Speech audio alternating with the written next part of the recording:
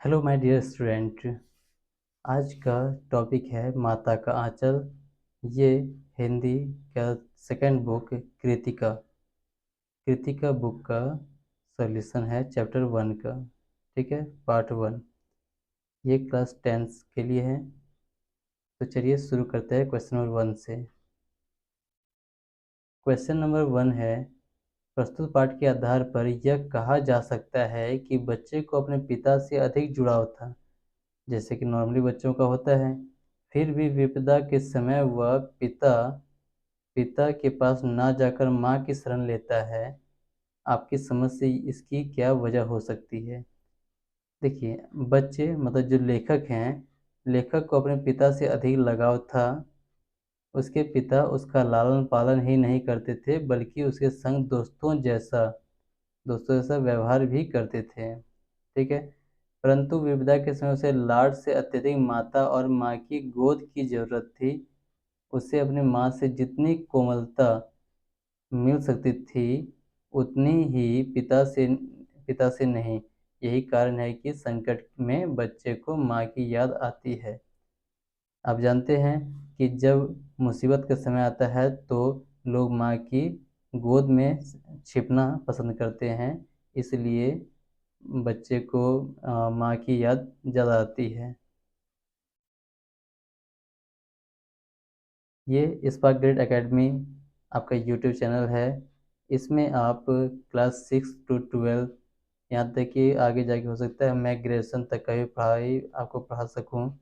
इसके लिए आप मेरे साथ जुड़े रहिए और वीडियो को लाइक कर दीजिए, चैनल को सब्सक्राइब कर दीजिए और अपने दोस्तों के साथ शेयर भी कर दीजिए।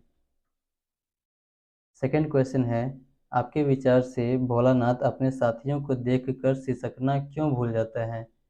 आप जानते हैं कि शिशु अपने स्वाभाविक आदत के अनुसार अपनी उम्र के बच्चों के साथ खेलने में रुचि लेता है।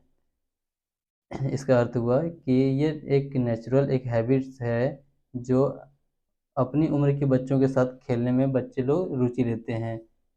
वह अपनी उम्र के साथ जिस रुचि से खेलता है, वह रुचि बड़ों के साथ नहीं होती है। बच्चों बच्चों का खेल है, उसमें बड़ों का कोई उपयोगिता नहीं होती है।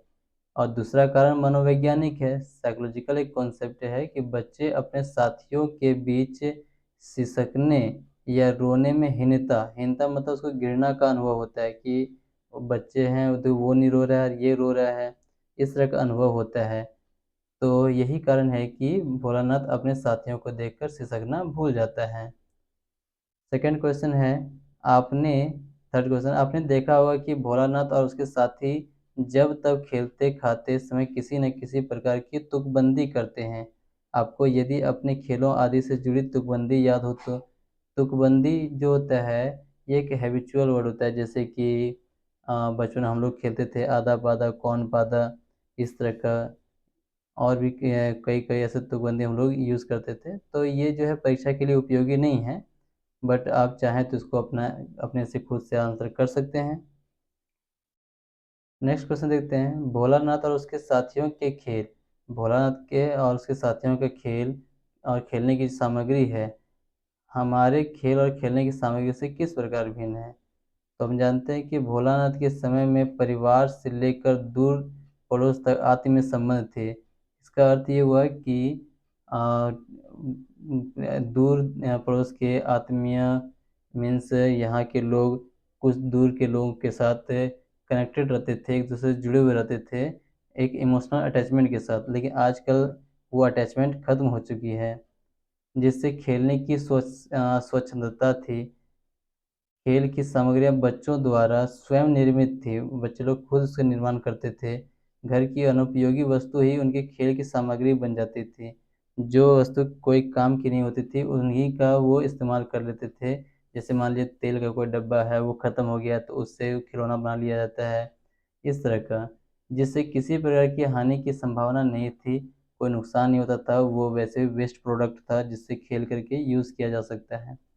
जो था वह सब सामूहिक बुद्धि की उपज थी। बच्चे लोग अपने सामूहिक बुद्धि अपने सबको मिलजुल के दिमाग लगाते थे और खेलते थे। किंतु आज सर्वथा भिन्न खेल हैं, भिन्न खेल और खेल सामग्री है। यानी कि अभी लोग प्ले स्टोर से कोई गेम डाउनलोड करके खेलते हैं। इस पर किसी भी तरह का उन्हें आज़ादी नहीं है। ऊपर से बड़ों का निर्देशन सिर पर हावी रहता है। आज खेल सामग्री स्वनिर्मित न होकर बाजार से खरीदी हुई होती है। खेलने की समय सीमा भी तय कर दी जाती है, अतः स्वच्छंदता नहीं होती है। जो आज़ादी के साथ उन्हें खेलना चाहिए, वो आज़ादी के साथ वो नहीं खेल पाते हैं। ठीक है। नेक्स्ट क्वेश्चन है, पाठ में आए ऐसे प्रसंगों का वर्णन कीजिए जो आपके दिल को छू गए हों। देखिए, हम यहाँ पे 2 पॉइंट्स के यूज़ किए हैं, 2 पॉइंट यूज़ किए हैं। आप चाहें तो ओनली 1 पॉइंट या दोनों पॉइंट आप लिख सकते हैं। क्योंकि यहाँ प्रसंगों लिखा है तो हम 2 पॉइंट यूज़ करते हैं। ठीक है।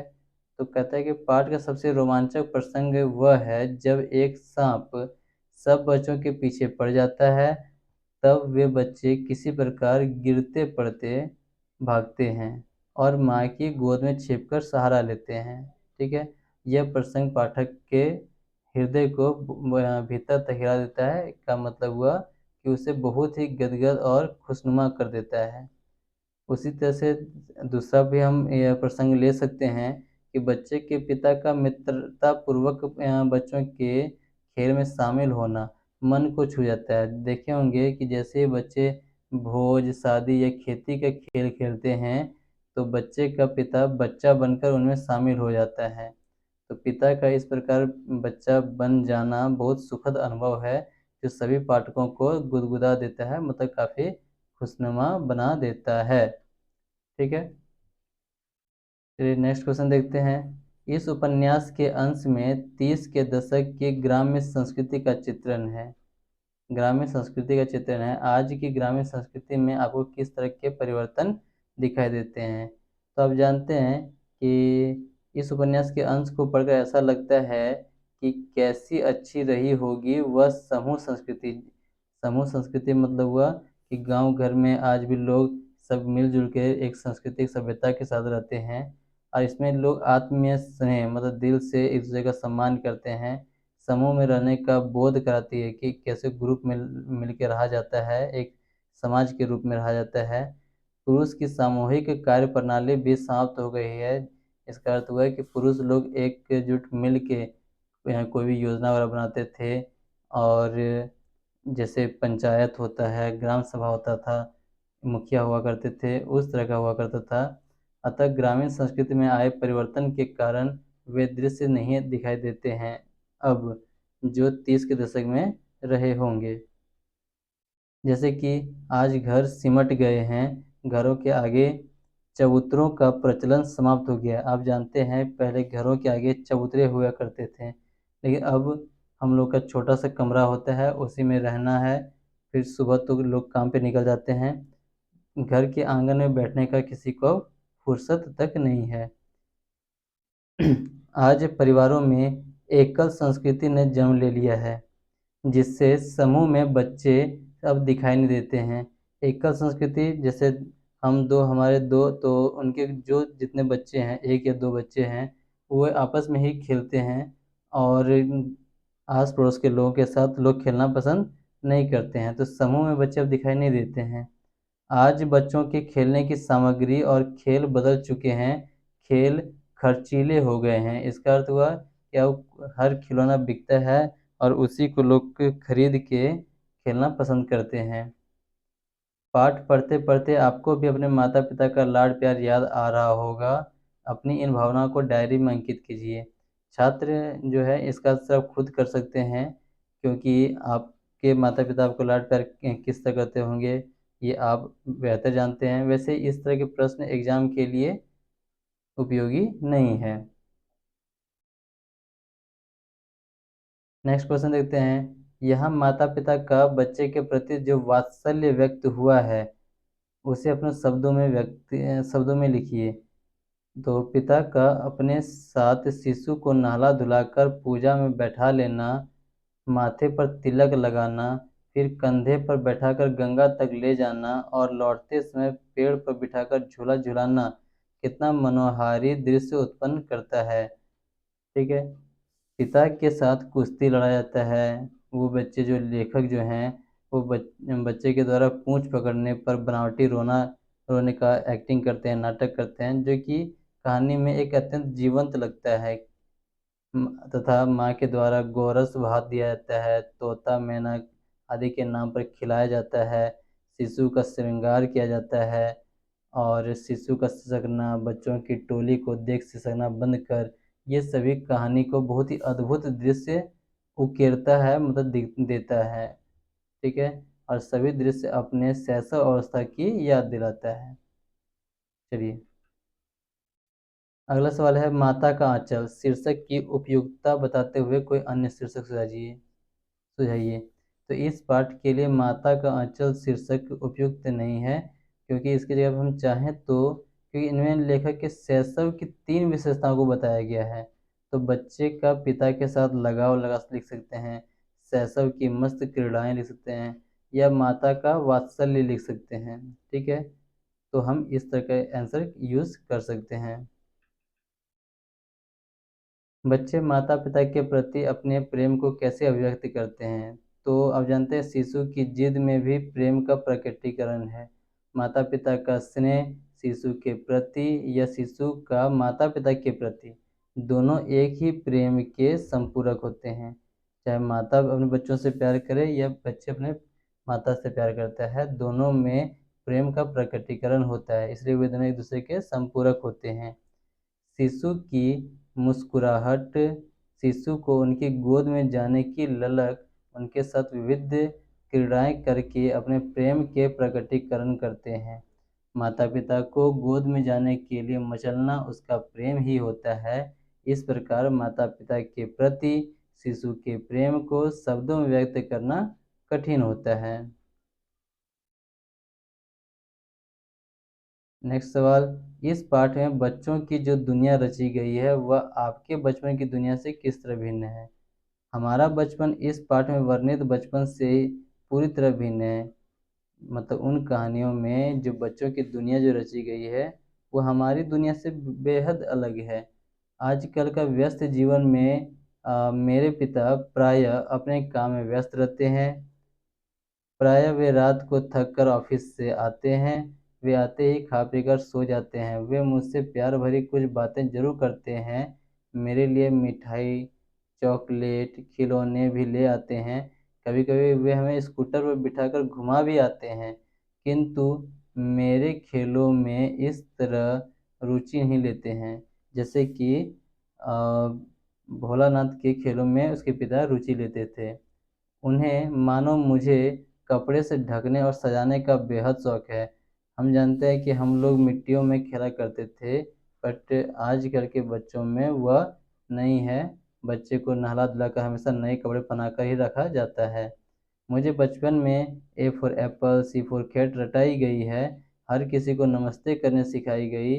2 ढाई साल की उम्र में मुझे स्कूल भेजने का प्रबंध किया गया और 3 साल के बाद मेरे जीवन से मस्ती ऐसे मानो लायक गायब ही हो गई है। अब मुझे हो हुल्लड़ करने का तो कभी मौका ही नहीं मिला।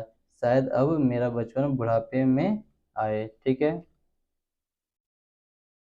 अब नेक्स्ट क्वेश्चन है, फणीश्वर नाथ रेणु और नागार्जुन ये दो जो लेखक हैं, इनकी आंचलिक रचनाओं को पढ़िए। तो देखिए, फणीश्वर नाथ रेणु का उपन्यास है मैला आंचल और नागार्जुन का उपन्यास है बलचनमा। ठीक है, और ये दोनों आपको आपके स्कूल की लाइब्रेरी या आप इनको शहर के लाइब्रेरी से ढूंढ के आप पढ़ सकते हैं। ठीक है, क्योंकि यहाँ पढ़ने का जिक्र किया गया है तो इसका आंसर को लिखना उचित नहीं होगा। चलिए, ये अन्य प्रश्न है जो कि आपके बुक से बिल्कुल भिन्न है। ठीक है, तो ये आपके मतलब एक्सरसाइज से अलग है, लेकिन हम बुक के इनसाइड से कुछ क्वेश्चन का आंसर करेंगे। तो यहाँ पे है, माता का आंचल पाठ में भोलानाथ के पिता की दिनचर्या का वर्णन करते हुए, भोलानाथ के जो पिता थे उनका डेली रूटीन क्या था उनको ध्यान में रखते हुए आज के एक सामान्य व्यक्ति की दिनचर्या और आम आदमी की व्यक्ति की दिनचर्या के साथ उनका क्या करना है, तुलना करना है। तो चलिए देखते हैं, माता का आंचल पाठ में वर्णित भोलानाथ के पिता की दिनचर्या के बारे में यह पता चलता है कि वे सुबह जल्दी उठते और नहा धोकर पूजा पाठ पर बैठ जाते थे। वे अक्सर बालक भोलानाथ को भी अपने साथ बिठा लिया करते थे। वे प्रतिदिन रामायण का पाठ करते थे और पूजा के समय वे भोलानाथ को भभूत से तिलक लगा देते थे। पूजा पाठ के उपरांत वे रामनामी बही पर 1000 बार राम राम लिखते थे। किस पर लिखते थे? रामनामी बही पे लिखते थे, ठीक है।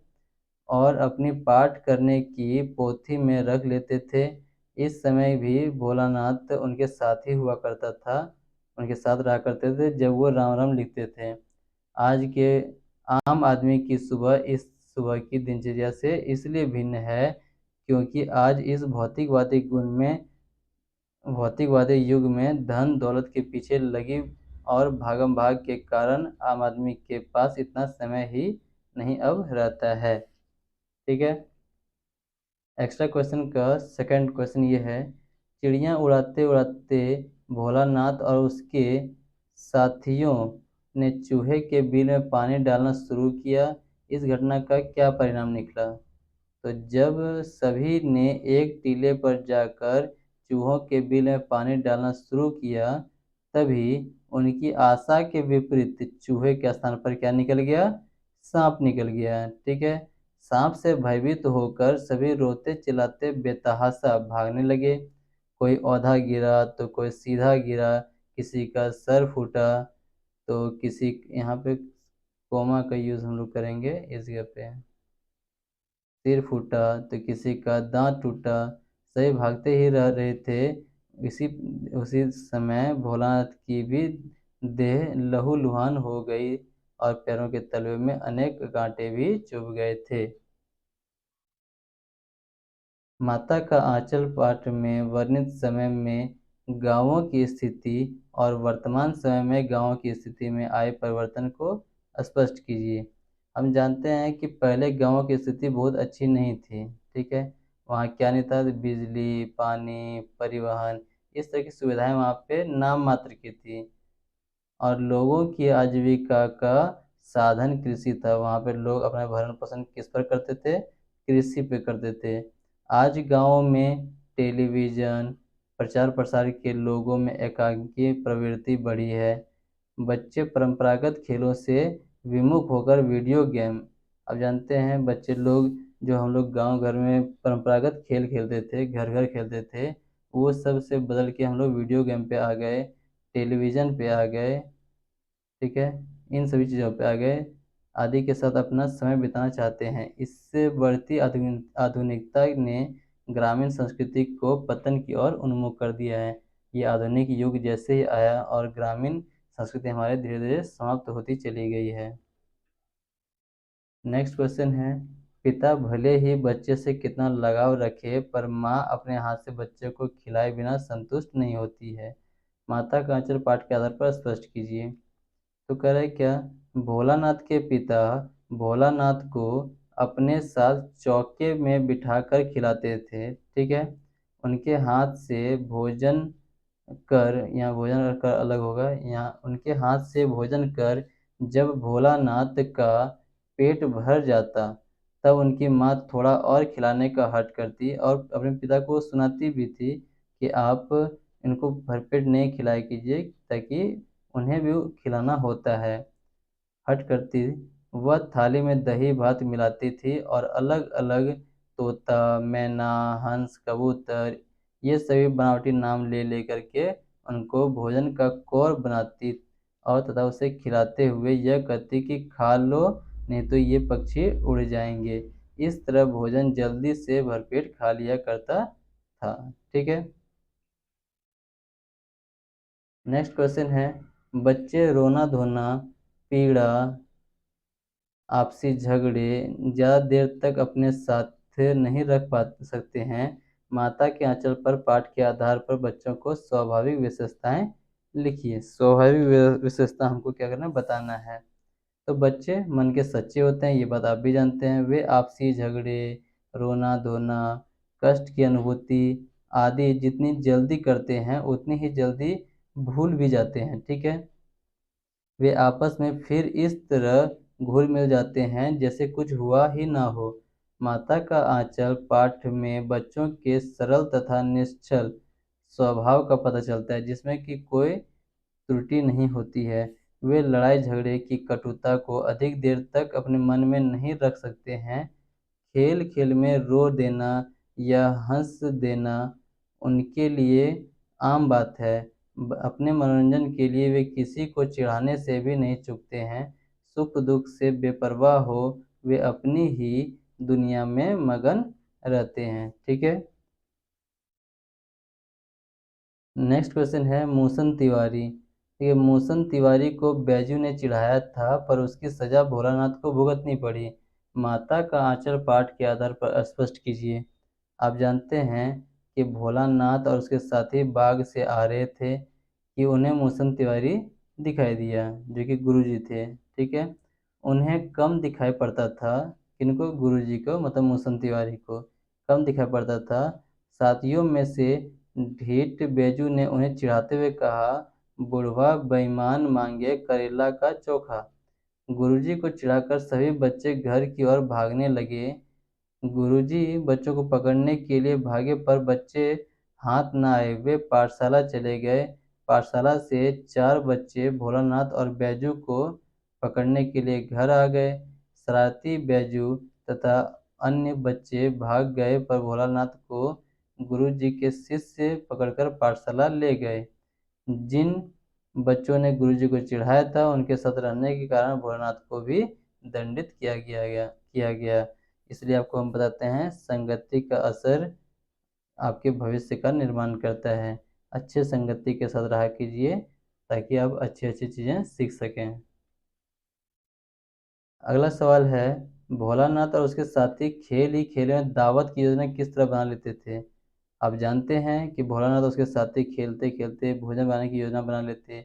फिर वे सब भोजन बनाने के उपक्रम में जुट जाते।